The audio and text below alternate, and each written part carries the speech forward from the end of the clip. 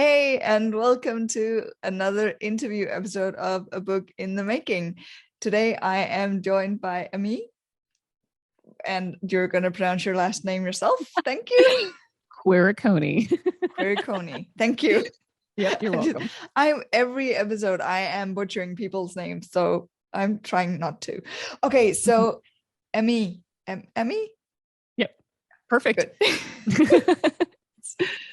You are a business coach and consultant, and you wrote the book that we see right behind you, The Fearless Woman's Guide to Starting a Business.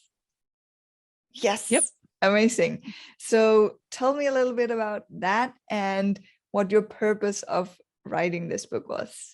And thank you for being here. Well, thank you for having me. I had said good morning to you, but it's not morning where you are. It's morning where I am. So I love these opportunities to be able to meet and engage with people like literally around the world. Like this is such a cool space and time that we live in that it's just it's awesome. So I'm grateful to have a conversation with you. And so thank you for asking. Yeah. So the Fearless Woman's Guide to Starting a Business. Well, I have been an entrepreneur for, a big bulk of my professional career. I started my first business, which was as a consultant back when I was actually finishing up my master's degree and I was pregnant with my first son and, my only son, technically my first child.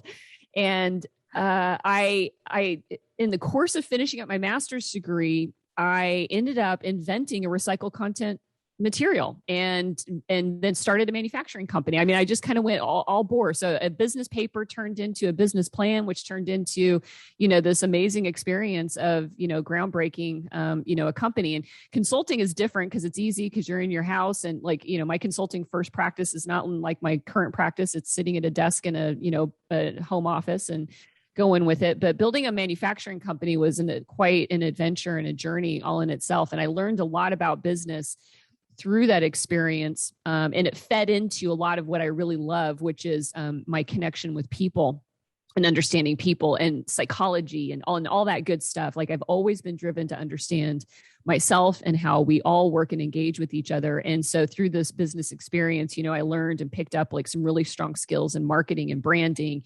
leadership skills and whatnot. And through it all, after 20 some years of, having this, cool company and then starting some other businesses, I also had these pitfalls and these downturns and these like just abject failures along the line.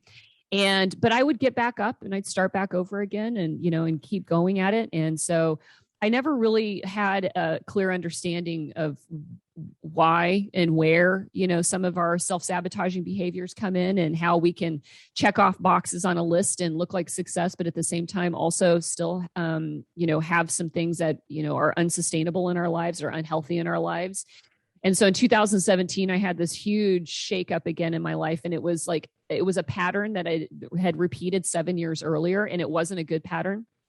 And I sat down and I realized that instead of being so creative with my ideas for businesses and helping other people with my creative ideas, I needed to turn my head inward on myself, and I needed to only focus on me, and I needed to understand my puzzle as to what was going on, because I was emotionally broken. I was financially broken. And I, here was sitting as a single mom with two teenagers, realizing that I needed to also understand, my parenting, my mothering and all this stuff. Like all of it was coming to a head, which I'm grateful for. And in the course of doing that, I got really deep and I learned a lot more about human behavior and neuroscience and psychology. And really the biggest thing was understanding the role of dysfunction and trauma and adversities during childhood and how they shape the architecture of the brains that we then use for the rest of our lives as adults, and how that can be some of the things that get in the way of our success in life and in business. And after recognizing that and doing my work through therapy, I started a podcast where I interview experts in the field. I mean, I've spent years now, up to 4 years, just dedicated on just this mental health and just this healing and recovering and applying the recovery to life. in 2019, I was like, man, this is connected to business, of course, because I'd been coaching businesses and helping, a lot of micro companies or micro businesses. I call them my kitchen table businesses because their empires are being ran from the kitchen table, not from some big glorified office or anything like that, but, solo practitioners or people that only have like a handful of employees. And I was sitting with them and coming up with strategies for them, but implementation wasn't happening. Execution wasn't going through. There wasn't follow through. There was a lack of confidence. There was this dodging around the money aspects of the business and all this stuff. And I was like, some of the things that were affecting me obviously affect other people. So if I could go back in time and I could tell this entrepreneur that I was 20 years ago, what was really going to be the make or break difference in my life as a professional and as an entrepreneur that was going to determine whether or not I would be successful and I would realize the dreams that I set out for myself, what would those things be? And that is the Fearless Woman's Guide to Starting a Business. And it is really all about understanding the skills that we have to have in order to be successful in business, how we learn and gain those skills, and what happens if we are in the population of people in the world, which is about half of us, who didn't have really great models in our lives on a consistent basis to help us develop those skills. And if we didn't, well, that sucks, but we can learn how to build them. And what should we do to be able to learn and build those skills so that then we can actually go on and become whatever entrepreneur we want to be, whether it's still running a small business from our home or building a company where we're able to do, great things for the earth and the world and, communities and have hundreds of employees and whatnot. And so that's what the book is. And it doesn't tell you how to write a business plan. I don't get into social media marketing or any of that other stuff. I get into the soft skills that we tend to shame ourselves for not having, or we ignore the problems that we do have because they're sometimes too painful to look at. And so that's the way I broke it out. Interesting. I just started listening to the audiobook and I am very much excited to get more deeper into it. It seems really interesting. I've only listened to like half an hour or something, like so not that far in yet, but it's really interesting so far.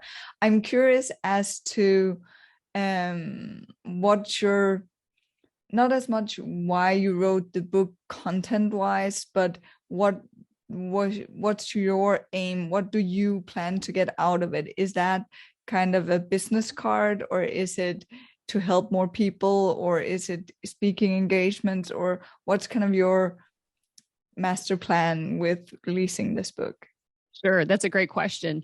I think back to the real reason I wrote the book for me was because when I was in the early stages of entrepreneurship, a book was all I could afford to become educated on how to be a better business person. And, there's so much right now. In fact, I had to sign off on social media because we're so overwhelmed with all the courses and the classes and the programs and the coaching and all the stuff that just keeps reminding us about how deficient we are and whatever. And I have actually put myself into serious credit card debt, signing up for everything when I could. And it's like, oh, man. And of course, I understand why I did that. There was a lot of pain and suffering in my life that I was hoping these classes would actually take care of. And, but way back in the beginning, before all of that was everywhere, you either hired a coach, which I couldn't afford to do, or they weren't available as prevalent as they were. I mean, again, this is 20 years ago and the world has changed quite a bit in terms of the resources we have, but I devoured books, and I would buy 2, 3, 4 books a month and I would learn everything, about running businesses, as well as the marketing and the branding and, why some companies are successful. And so I just wanted to bring that out there because I know there are so many women that can't hire a $225 an hour coach to help them start their business. And maybe they pull a credit card out and they buy a $2,000 program to help them start their online class from, any guru that you want to pick out there. But should they? I mean, like I said, it took me years to get my credit card debt paid off. And so that's my heartfelt motivation for having a book, out there. Now, what does that do? Well, obviously that is a catapult, and a lot of business authors do use their books to be able to, bring on more services. And yes, I am doing that. Like, my mission is my job. And so, and sometimes when we think a little too altruistically, we forget that, well, something still needs to pay the rent and the bills, and my kids still demand food, and, and all those other things. And so we still do have to have some income of some level. And so the book is one of my frameworks for being able to say, yes, if you get through the book and you still want more, then I can, and I'm building out, basic programs like everybody else, online learning, because I've also used that. So as I laddered through my own, I went from books to then buying some courses I could afford, to then getting into coaching. And I'm doing the same thing with the book. But my motivation wasn't to build all of that. My motivation was, if I could get something into the hands of people who don't feel like they have all the skills today, but they have desire and passion. Like, I just think it's so unfair. That's my thing. It's justice. I think it's so unfair. Sometimes we overlook people and we don't give them enough tools and resources and support to be able to overcome. And some people have overcome some really gnarly stuff in their life. And I think that everybody should have a chance to start a business if they want to, and so if a $15 book is the first step that they can take to knowing more about themselves and being able to get the skills to do that, then I want to bring that to everybody. I think that's amazing. I think you have a really good point. I'm one of those people who bought a $2,000 course and then being like, okay, I knew much of this already and I really didn't get what I expected, but I probably didn't do my own due diligence. I didn't look at the person who did the course as much as, oh, I want to do something within this. So I think your way of doing it, like the book, then something, and then a course, like that's the right way to go as someone who is wanting to learn and having a guide or a coach or a consultant, to do the free stuff first, and then getting into seeing if it matches where you are, in my book at least, because then you'll get a better help. If that makes sense. Oh yeah, absolutely. It does. And the other thing too, that which my book is about, like at its core, is a lot of people don't finish their courses, a lot of people don't finish their books. So we know people don't finish books often, especially self-help books, and there's this overwhelm factor, right? And there's this I'm seeking something to help me right now because I'm in pain at this moment. And unfortunately, like I said, there's a lot of people that drive themselves into debt because they're throwing money at these things that they hope will turn them around really quickly. If you're one of those people, that's what my book is about. My book is about understanding a bit more about these deep drivers that are based on these emotional memories that we have of our life, and our coping mechanisms and our defense mechanisms and our strategies for getting through life. And overwhelm is something that some of us that have experienced trauma, I mean, all of us can be overwhelmed when we've got a lot going on. But if we're still in a state of conflict internally, in ourselves, then when we sign up for these courses and they hit us, bam, with so much information that all of it will work if you follow it. But people tend to get so overwhelmed, they never follow through on it. And then they're like, well, that course didn't work, so I'm going to go for the other course. And I get going. And that's where it's kind of like, stop signing up for a moment and get in touch with, what is it you're really trying to fix inside of you, right? Like, are you in a desperate situation financially, emotionally? Is your relationship in turmoil? Are you under a toxic work condition right now that's causing all this duress? Because if you're in a state of duress, you're not making good business decisions. You just really aren't. And that's just the way the brain works. And there's a whole chapter in my book on just basic neuroscience, like neuroscience for dummies is really what it is. The things that we should all know about how our computer in our head works, because we live with it every day. So if we understand how to program our phone and our laptop, we also need to know how to actually understand the real computer that's working in our life. And so when you understand all that, you can apply it, and it makes you rethink, like, okay, now I kind of understand why I'm being driven and why the shiny objects are attracting to me. In our society today, like I said, social media, like I had to turn it all off, because once you look at one course, the AI starts to throw everything at you, and it can be demotivating. It can actually wear on you. It can, it's designed to get you to spend money on things. And then it becomes overwhelming with all those options. And it's like, Oh, I mean, I have to And take a deep breath. speaking of that, because that's actually also what this whole interview is going to be about. That's the marketing part, right? And as much as we hate it, or a lot of people hate having to do it, especially authors, and as a lot of us hate receiving it, it's then that's the point, right? Where it's like going from, that's what I hear you actually saying, but it's also kind of what I'm trying to say, is that we shouldn't be thinking of it necessarily as marketing, but more of it as, how do I best help the people that are in my core niche, my avatar? How do I best help them?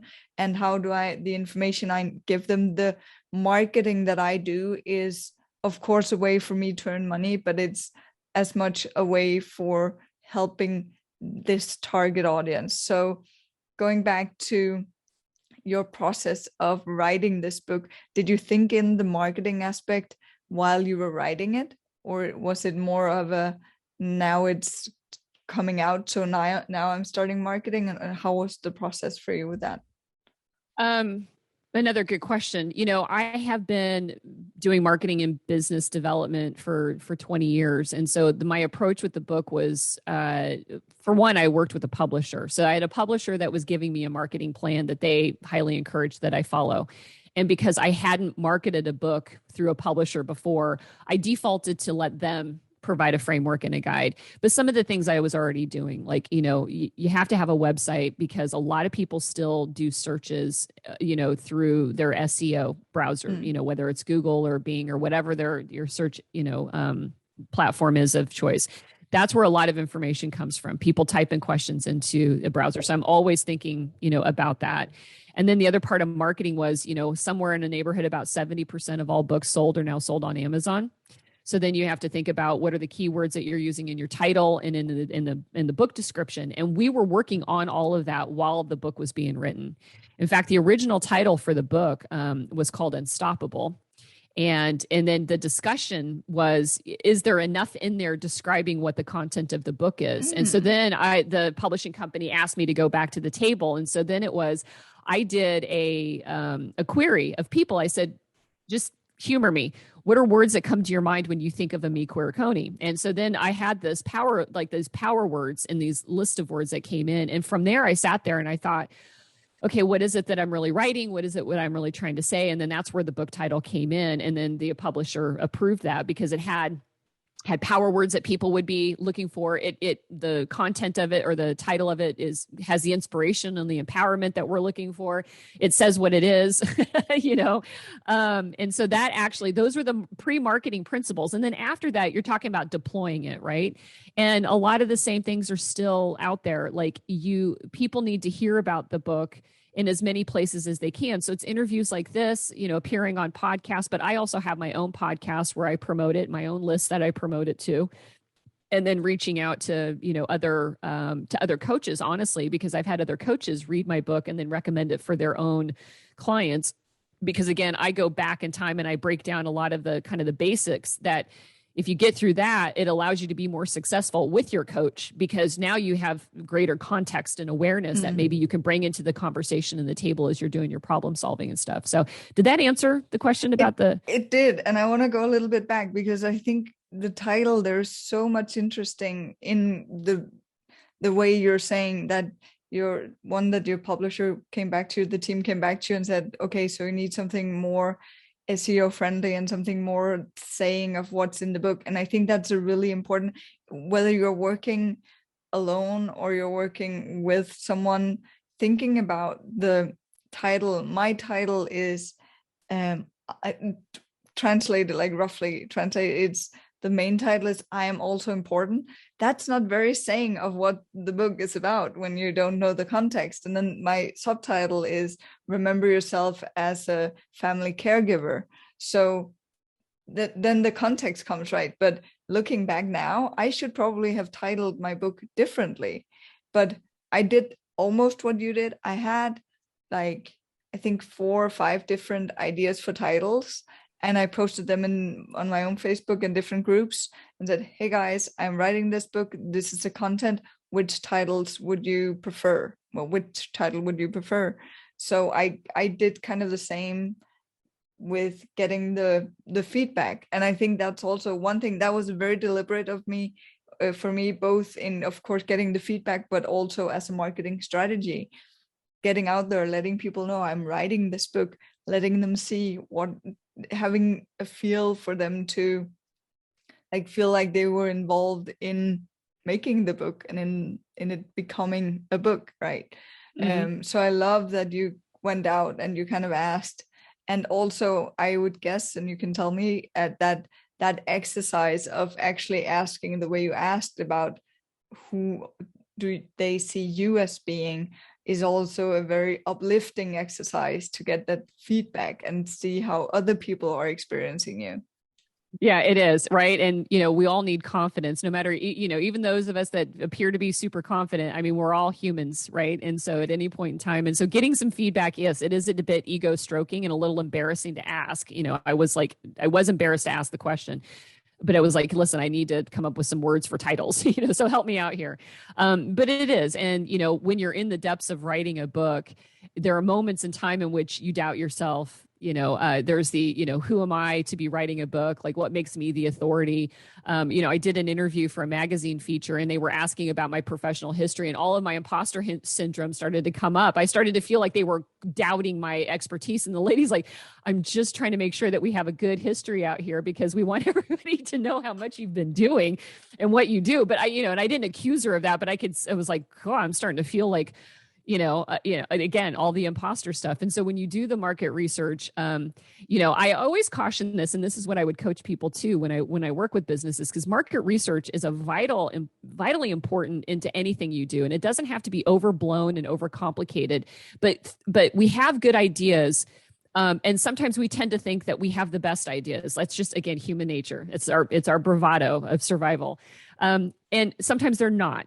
And so when you throw things out into the world and you get feedback on it, you do have to be prepared that somebody may actually respond differently to than what you think. And you can choose to take it in and say, that's valid. That's a perspective I hadn't noticed. That's something I should consider. And how would I go about doing that? And I did that with the book. When I was writing the chapter on resilience, a friend of mine had actually commented, and they had said, I'm not sure everybody gets to where you are as easily as you do. Not everybody's going to become as resilient as you've demonstrated and as you've shown. And that was a great point for me, because I am one who's taken my resilience for granted, in the sense that it comes naturally to me. So I actually used that feedback to do more research into the topic of resilience, and find ways of, okay, if my audience is somebody who may actually have difficulties bouncing back as easily as I do, what do I do? But also, what do the experts say you should do? And so it actually allowed me to integrate into a chapter and actually make it a better chapter than what I thought I was going to end up writing in there. And so that testing the market out there and getting that feedback, even when it's, contrary to what you do, we have to be ready to accept that and to be able to fold that in. And that's one of the challenges, of course, as we know, working with the publisher, is they give you that feedback. And a lot of authors get really offended and critical of you don't understand, and okay, that's fine. But, we're also in the business of trying to make a book people want to buy. And that means we have to be able to get that feedback, It's really a two-way kind of thing, that yes, the feedback, and be prepared to take that and make changes. And I think it's amazing that you kind of used it to even educate yourself more on something, because also I did interviews, and I'm guessing you would have done some of the same, kind of getting that information in that you need to write the book, right? And I always think on, okay, so this is a marketing opportunity as well. So not in a I'm making this book, remember that you should buy it, but just speaking to people about, I'm making interviews for this book, I'm doing research for this book.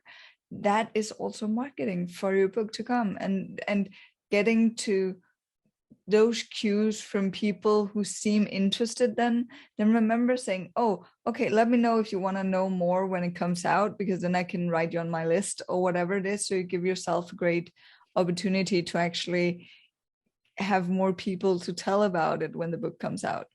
So I think that's amazing. I have another question, because your nice, amazing, the red book is standing behind you. And I am curious as to what went into the thought of the cover design for you, because one of the things you're hearing is that the most important marketing aspect, more or less, is a cover design, and it needs to look like other books within the genre. I butcher that word all the time. That's okay. Genre. Yeah. Genre. Yeah. You know what I mean? The books that are like your books. So did you choose, and me not, I don't know, I have this idea that most business books are blue. And I might be wrong. That's just right now me thinking. Did you think about this when designing, or did you have someone design it? Did you do it yourself? How did that process go around? And did you talk about, if you had someone else design it, or think about the marketing aspect of how the book looked? Yeah. Actually, that was quite a topic of conversation for the book, because the original book cover was actually me on the cover of the book. And part of that was, and that was the suggestion that I came in, and actually it went through, and when it was on pre-listed on Amazon, it had that original cover on it with me on the cover. The reason being is we form trust with faces and with people, and looking in their eyes. And so from my marketing background, I believed personally very strongly that having my face on the cover allowed somebody to see the author and to be able to connect, The decision, however, from some of the salespeople in the company was something similar to what you were talking about, which is you only get to be on the cover of your book when you're famous. I'm like, okay, well, whatever, and so then I had to check myself, right? Like, that's part of this self-awareness. We're like, okay, so I'm not famous is what you're saying. Well, no, of course I'm not famous. And then I had to go, well, you know what? Mel Robbins isn't on the cover of all of her books either, and I mean, and so you sit there and you find all the famous people who are also not on the covers, and it makes you feel like, okay, I'm still in a good camp of people here by not being on the cover of the book. Like, I haven't, my life isn't ending here, and this isn't a catastrophe. And so they actually had, the publishing company has a graphic designer who came up with the books, and I got to choose, they gave me edits to do it. And I actually ended up selecting, and I'll reach and grab it for the viewers to see.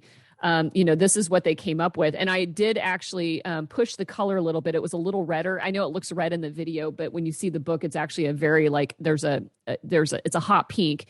And although I rejected pink my whole life, as a girl and a woman growing up, pink also does communicate, a bit of the niche to this. And it makes it very clear. A lot of business books are blue because guess what? A lot of business books are written by men. Yeah. Yeah. So this is a woman's business book written by a woman for women. And so I know it's a little binary, and I don't believe in the binary. But however, when you're trying to catch attention, a hot pink business book certainly does jump out at the page in the sea of all the blue and white business books written by a bunch of men. So, and I've got a lot of compliments. I can't take any credit for this. This is a different designer who works for the publisher who did it. And she did a fabulous job, Jermaine.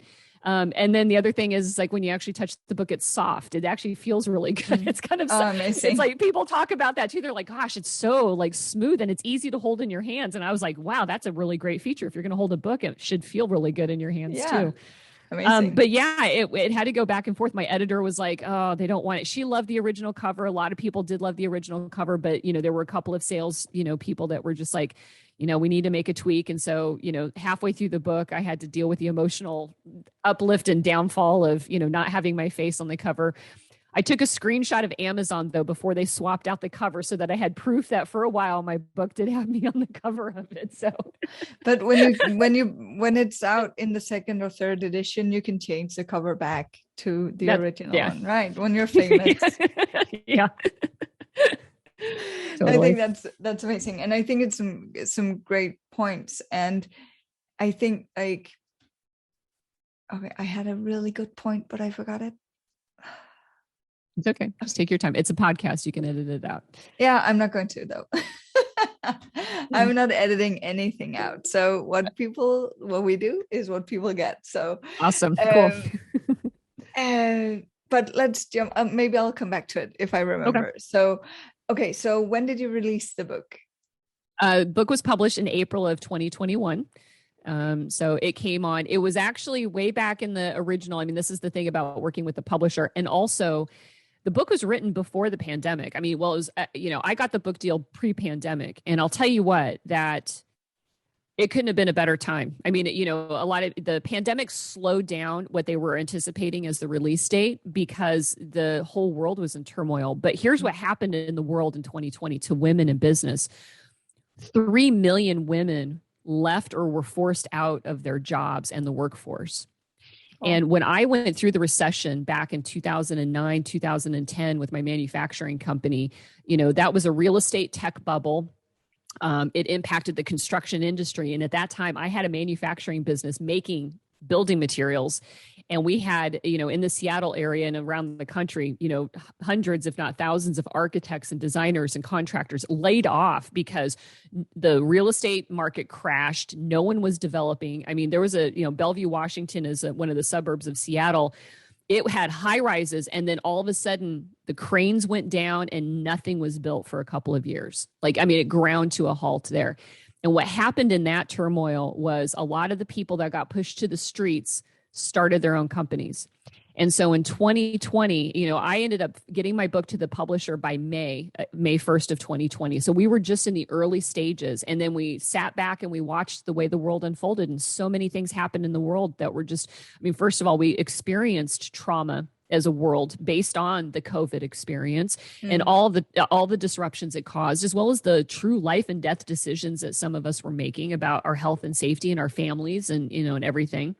But in the United States, when you talk about 3 million women leaving the workforce, and now we're seeing not all of them are going back because we still have so much uncertainty out there.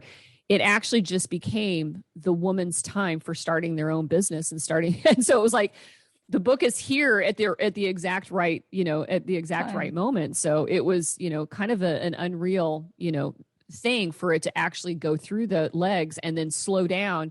And then by the time it was ready, it was like April was the perfect time to bring it in. We were able to see this reawakening in some direction and some, ability to be able to step into, okay, I'm going to do it differently this time. I'm not going to go back to my job. I can't go back to my job. I refuse to go back to my job. But what am I going to do? Where are my priorities and my values set? So amazing. What did you do marketing wise and for the launch? Did you do anything specific, or did you go on an online book tour, or? Well, while I do a lot of stuff like this is much easier. I got to tell you, at the beginning of 2021, the timing was really poor for me personally because I had a big personal conflict. It got in the way of my earnest dedication and focus to a pre-launch. And so I had to give myself some grace and go, I did not do all the work that I could have done, getting all the interviews out and all that other stuff. And so I ended up scheduling a presentation in my hometown. I traveled back with my kids in April to be able to visit family to my childhood home in the Midwest. And I did a book event there, but still this was April and, the vaccine wasn't widespread and, people were still, it was limited. And I came back and I did another small in-person event with a very limited group of people here in the town that I live in, just outside of Seattle. And I just gave myself some breathing room. And so my activities now are doing more of the events because I've been wanting to wait and see. Like, book tours are tough because, well, you have to do a lot of people that want to come and hear about your book. And what I have found is really more successful, just honestly, is my book is about business. So where are my readers at? What are they doing? Well, they're listening to podcasts about business and about gaining skills. And so instead of the traditional book tour that we thought about, like in the old days where you go to a bookstore, sit down and do a reading from your book, I've been doing interviews on business shows, just talking about what I know and, a little bit about the book, but basically just sharing, my coaching and consulting expertise with my listeners and, and doing it that way. And I'm still in a wait and see because it looks like we opened up, but now we're not opening up again. And, we're doing it in limitations and a lot of restrictions. And so I'm pursuing still the kind of the podcast interview, framework. And then I also do writing, duh. But, another way of being able to promote your book and marketing it is actually writing articles and contributing, so that you're, again, maybe not talking about your book directly, but you're at least getting your expertise out there, and your name is searchable. It's showing up in other platforms, and then the link comes back to you in the book. And so somebody gets to sample who you are, what you stand for, and what you have to say through maybe an article about overcoming envy, as we're dealing with it in business. Or I have an article about being a messy leader. All the little things that are all related to what I talk about grab attention, because I've given somebody some information there, and then they come back in that way. And I found that that's actually, that works for me. That's authentic to my style. And then the other part is that I teach classes. And so, I just did a class on tips for communicating with confidence, which is just a small segment out of my book, but it's a free class. And at that book, when I did that free class, I didn't have expectations. You didn't have to buy a book, but guess what? I sold copies of my book at the free class. So, it's another way of being able to, keep getting it. Okay. So 2 questions. The article writing, is that on your own blog, or is that like on other people's blogs or papers, or where is that? And the other question is, just so I don't forget it, is where do you, the classes that you're teaching, is that something you're doing yourself, or is that through a business school, or how's that working? Awesome. Great 2 questions. Okay. So the first question with the writing is both. However, in order to be able to get more authority out there, you have to actually pitch and write on other platforms. What you're doing is borrowing other people's audiences, which is a classic marketing, strategy. If you don't have the audience, go get the audience that other people already have. And so I'm a contributor on a website that is all about women entrepreneurship and business called sheownsit.com. And so I write a monthly article on that. I just started doing that a couple of months ago. And then if I have an article, like I'll also post it to Medium. Medium is really well searched. And then I repost it to LinkedIn, because again, my audience is in the business end of it. And so it's a balance of both. One is you want traffic to come back to your site, because that's where people get to learn about you. They get to see what you're doing, but you also have to pitch and try to get yourself out on other platforms. And that takes time, to be able to do that, but, being able to do that. Now to the second one with the speaking engagements, it's actually both. So I'm a proactive type of a person. You'll get that as you get into the book. I get that feeling already. Yeah. And so while I do go out and I do presentations, I get invited by like local organizations. Like I'm going to be doing, I'm speaking at a conference down in September down in Portland, Oregon. For human resources leaders that I pitched. I went and found the conferences and then looked for speakers and then submitted a proposal. So it's work, right? And then the other part is networking with people that are connected, again, to where my audience is. My audience is small business owners and in particular women. So chambers, networking groups, and sometimes they're looking for speakers. And so I'll do that and bring in a few copies of the book and be able to do it there. Schools, I just got an invitation to be a speaker to the business school in Michigan for their women's entrepreneurship group. So I'm getting that scheduled for November. But if there's a gap or something that I want to be able to do and there isn't like a framework, I go ahead and I schedule and organize that myself. And so the last event that I did, I actually partnered with a woman who's running for a city council position, and she had the venue and the resources and wanted to be able to draw some awareness for her campaign. And so we did it as a collaborative, thing where she got to host the event by bringing me in, and then I got to present the event, to the people, that showed up, the women that actually showed up, and did it that way. So sometimes if the event isn't there, you got to be willing to just do it yourself and make it up, which is great because Zoom and all of that makes it so much easier to be able to, create your own instead of waiting for the invitation, I totally agree. And that's like, my book was kind of like, it wasn't there. So I had to write it. I needed it, couldn't find it. So I wrote it. That's what I did with my first podcast as well. Wasn't there? Okay, let's do it. So I totally agree with that. And also when you then do that, be prepared that maybe not a lot of people show up at first, but that's all about being consistent, right? Build your platform, be there, like keep on working on it, because if you jump to something else, then people are not gonna, they're not gonna be trusting you in what you're doing, because you then jump to something else, then they need to get to know you as that, and then you jump to something else before they get to know you as that. So trying to kind of keep at it until you're have it really tested out. Yeah. Oh, yeah. The thing that I always think about, like, so the poster behind me is based on a Bikini Kill song, which is a Riot Girl punk band from the 90s. And I always think about, being an author is a lot like being a band, right? So when you go and you see live music, you're catching these local bands. There's one of 5 of them on the card at a dingy little tavern or club that, and there's only like 30 people there. And maybe nobody came to see you, but they wanted to see the other bands there. And you got to get in your crappy bus and drive, city to city, town to town, and you just got to grind it out and do the shows. Even if you have amazing music, you still have to do some work to be able to get your name out there. And it's not always glamorous. And sometimes it's very humiliating, and sometimes it's very humbling to do that. But you're right. Like it's the show up. And that's part of it's one of the most important features of being an unstoppable entrepreneur. And being an author is a form of entrepreneurship. And that is, you get up and you try again and you learn from that.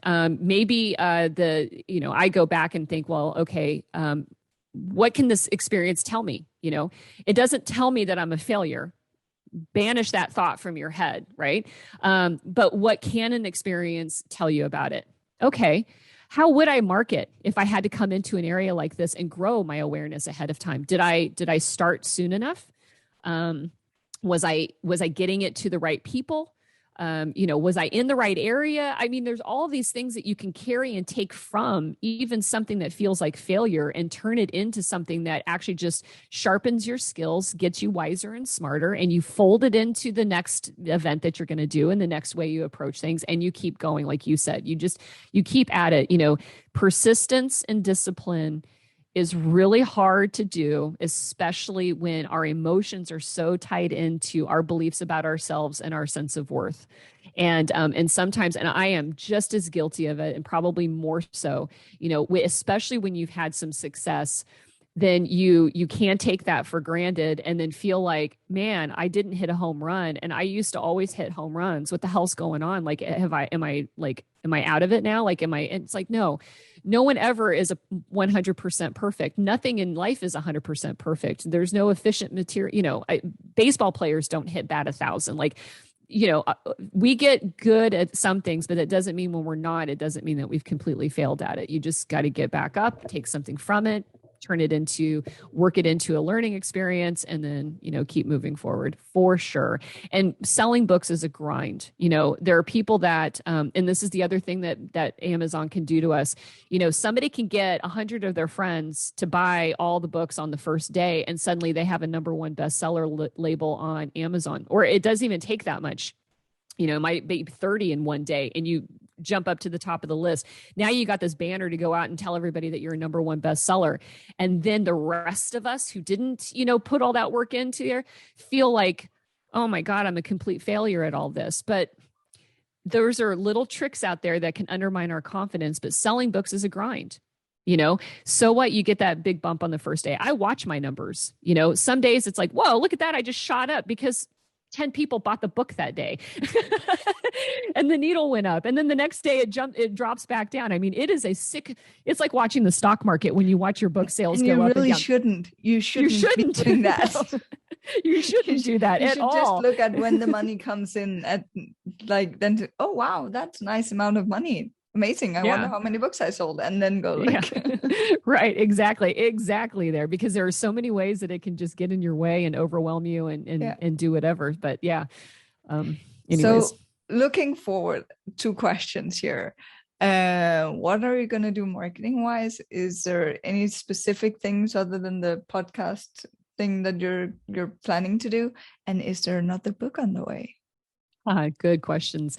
You have such good questions in the show. Oh, so thank you. the marketing is still fine tuning the publisher. What the publisher's doing on their end is they're watching data. That's one of the things that my publisher is really good at is they understand the digital marketing world. And so on the back end, there is adjusting SEO, adjusting meta descriptions in the in the tags on all the book listings, so that as you start to see the way the searches are going and what people are looking for, you can actually adjust that. That's like a very technical part of book marketing that a lot of authors that aren't technically oriented never even consider. The other part of the book is, narrowing my niche down, a little bit more focus. Sometimes we think that what we need to do is we need to cause this big ripple in this giant ocean of the world. And that would be amazing if we're able to do that. And we forget that there's a lot right close to us that takes us out of thinking like I have to have like 1 million followers and I have to have all this. And that's, again, this machine that drives us into believing that we're not worth anything unless we've got all of the people following our accounts and liking all of our posts and all that other stuff that can actually do the opposite, undermine our confidence. And so one of the industries that I have a lot of experience in is actually in wedding venues. Like for a period of time, I owned 2 really popular and successful wedding venues here in the Seattle area. And that was the first book I wrote, was on that. And within that market itself, like you think, well, weddings are such a niche market. They are, but yet there's $74 billion a year in the United States is spent on weddings. So it might seem niche, but it's a giant market still within itself. And so, my marketing approach for like the next several months is my clients or my readers are actually entrepreneurs within a very specific, industry. And so that's what I've actually been working on is, SEO on websites, linking, getting my book linked on my websites and having it accessible, but then also providing content for the person who's starting a business. And in this particular case, it's wedding venue businesses, because what I write about applies to that industry completely. Like my book isn't just for one type of an entrepreneur, it's for all entrepreneurs. And so by narrowing that focus in, it allows me to take away the overwhelm of, again, trying to throw a diamond into the ocean and hoping that it matters, of just getting myself into this much more shallower group that I can actually reach everybody much easier and much more efficiently and get to it, more effectively. Does that make sense?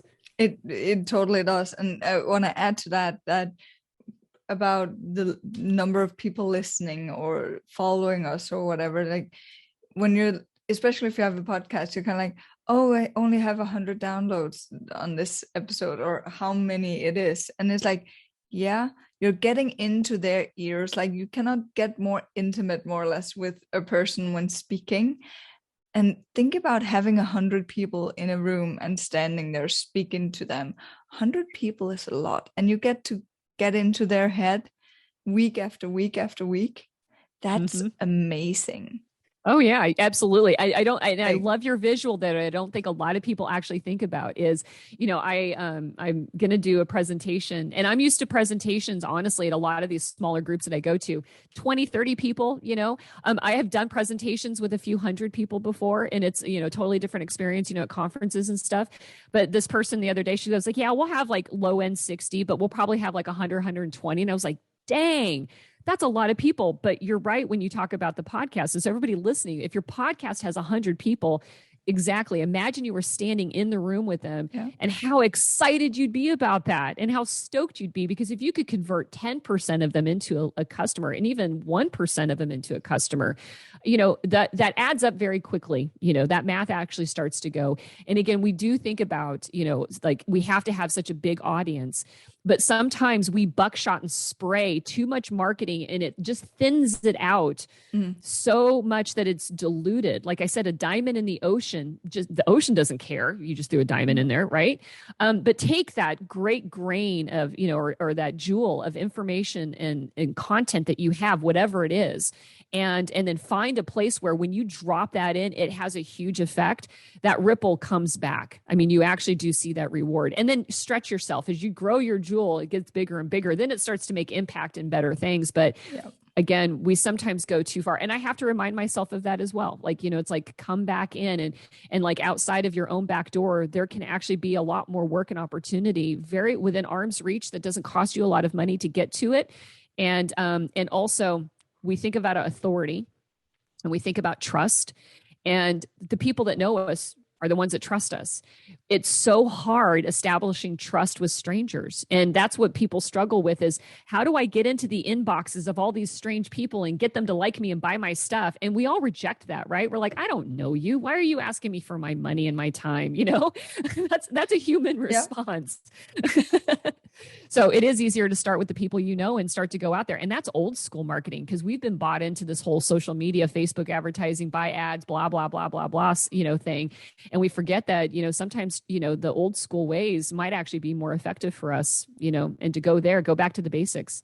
I think that's a really good point. When I released my book, I did pre-sales, and I had the place where I work, they had a business support department, and they were the most supported. That they were in the right department, because I think every one of the business supporters pre-bought a copy of my book. Oh, that's so awesome. Amazing. And that was like going down there and handing them their books the day before release day was freaking amazing, right? And doing that, like figuring out who will support you and buy your book because it's you, not necessarily because it's the content, that as well, of course, but start with the people who wants to buy the book because it's you, and then go from there, because they will probably also read it, and some of them will love it, some of them won't, but that's okay, because the ones who will love it are going to be your best ambassadors. So that's a really good point. You touched my "is there a book on the way" question. Oh, I forgot about it. I got to talking about it. Yeah. I have the ideas that are on the table right now. Definitely there's a book. And in fact, I've been starting to toil around on it. And one of the things I'm really passionate about is, again, taking this trauma awareness, and this dysfunction awareness and bringing it into business. Again, but from a leadership perspective, so, my book, Fearless Woman's Guide to Starting a Business, is about us as entrepreneurs and our own inner skills. But I do want to be able to grow and train, leaders at any level in organizations to just understand the subtle differences of tuning our leadership towards understanding that there's a lot we don't talk about that still shows up in our day-to-day lives at work. And if we can start to understand what that looks like, how it shows up, and how to change the way we lead people in companies, I do believe we can actually reduce the triggering effects and the traumatic experiences that people have in their workplace environments that they then take home to their families and to their partners and to their children. And since my mission is to be able to improve the lives of people by reducing the passing down of this intergenerational trauma, then I believe workplaces is one of the biggest factors in it in our lives. It either re-triggers the traumas we've already got in our bodies and our minds and our memories, or it creates new ones for us. And then we go home. And sometimes, the neglect and trauma that children feel today is because of a stressed out parent, an overworked parent, a parent who's being bullied at work, a parent who has just no emotional resources left because they are worn out by everything that's been going on. And, they don't mean to be neglectful, but they kind of are sometimes. And because why? We're human beings and we have only so much finite capacity, and it's tough to do all of that. And then also have to, be a mindful parent and be for your kids. And so that is the frame of the book that's, out there. And I'm deciding, do I go with the publisher? Or do I, actually bring that one out myself as a self-published book? So interesting. Yeah. I'm going to look forward to listening to that as well. So if anyone watching or listening would love to read your book, or that's already out there, where would they find you? Or if they just want to connect with you, where would they find you? Well, awesome. My best place to jump off at would be my website, which is ameéquiriconi.com. You can learn more about my history. You can learn about the podcasting that I do around mental health and awareness. And what's the podcast called? It's called One Broken Mom. And it's about mental health, parenting, and self-improvement. And so I talk a bit about that relationship to business and our professional lives, more so in season 4. But the bulk of it is, if you are sitting there trying to decode your past and understanding, like, I'm curious now, like whether or not the way I show up, where that's coming from, I've got interviews with experts that wrote books that changed my life. And so you can actually sit there and listen through and binge it if you want to, a bunch of different episodes on our mental health journey and, how our childhood and how what our life was like, how it have influenced us today.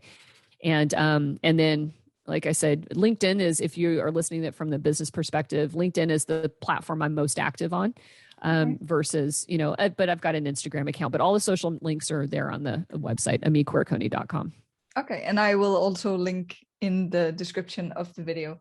So thank you so much for being here and sharing your story, and especially your marketing tips and ideas around all of this why and why not and stuff. I think it's been really, really interesting. So thank you. Oh, well, thank you so much for having me. I'm so happy to do this and to share this with your community, of authors out there, people that want to write their books.